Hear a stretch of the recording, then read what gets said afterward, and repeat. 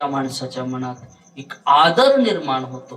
आणि म्हणून वारकऱ्याने असे प्रमाण आहे बघा, भेदाभेद भ्रम भ्रामक.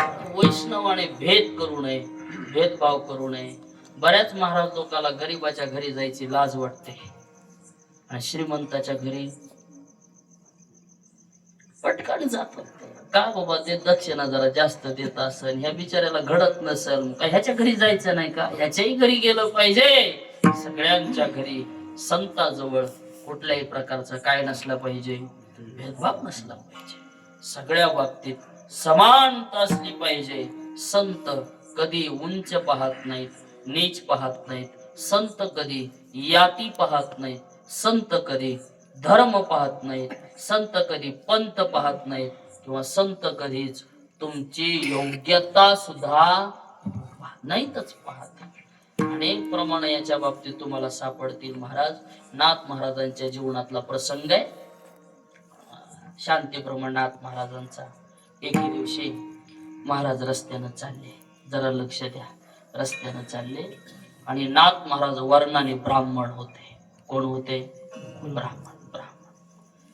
ब्राह्मण वर्ण ब्राह्मणाचा असून सुद्धा असं रस्त्यानं चालले. नवीन रस्ता करायचं काम चालू होतं. कशाचं? नवीन रस्ता. मग ते दगड फोडते, त्याला काय म्हणते? हा हा. आणि ते असे छनीनं हातोड्यानं दगड फोडायले. आपलं दगड फोडायचे आणि ते असे गटके करायचे. रस्त्यावर काय करायचे? ते असे हातरायचे. आणि नाथ महाराजांना बघितलं, देवा देवा किती वाईट आहे हो.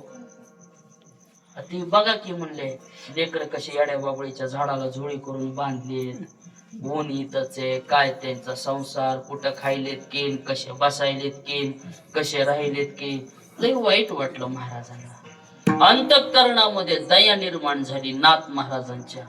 आणि जेव्हा दया निर्माण झाली तेव्हा महाराजाला वाटलं, या लोकांकरता आपण काहीतरी केलं पाहिजे. सगळ्याला हक मारला, इकडे या. सगळ्यांनी ते छनी हातोडे दिले टाकून. कोणतरी आलंय बाबा आणि आपल्याला बोलविलंय.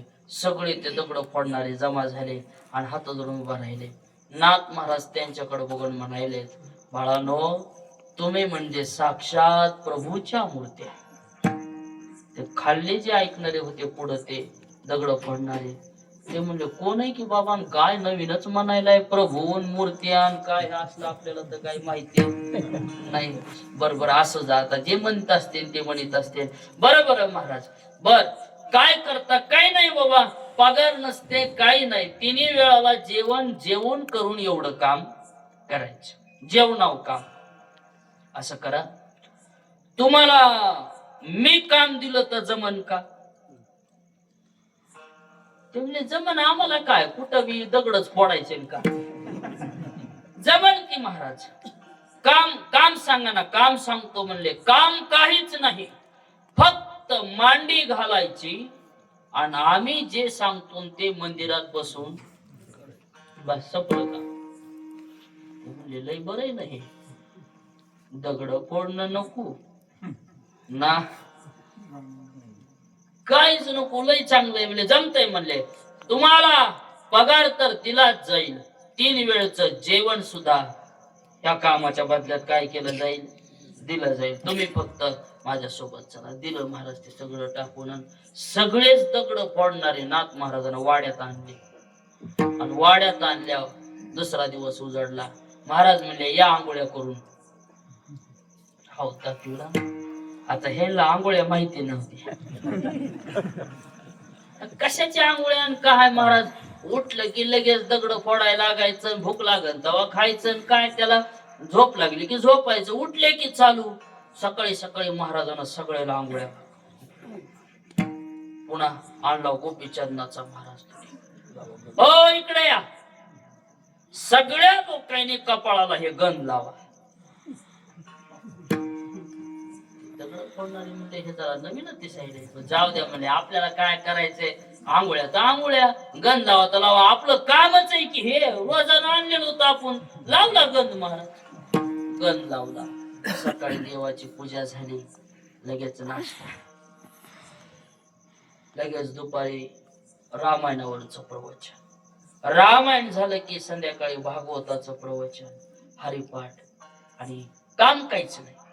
फक्त वेळ घंटा वाजली की सगळ्या लोकांनी यायचं, बारीनं मांड्या घालायच्या आणि महाराजाकडे बघून महाराज जे सांगतील ते ऐकायचं. सोपं काम आहे की नाही? मग 2 दिवस झालं, 3 दिवस झालं, 4 दिवस झालं आणि 5व्या दिवशी झाली व कुणकुण चालू. पहिला सखा भाऊ, तुला कसं वाटायलंय? म्हणलं माझं कसं अंग कुणकुणच करायलंय.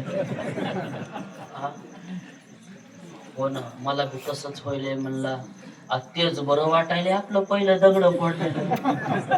महाराज काय सांगायले, काय मिळाला मिळ बी लाग नाही. म्हणला हे आंघोळ्या करा आणि गद लावा, मांड्या घालून बसा.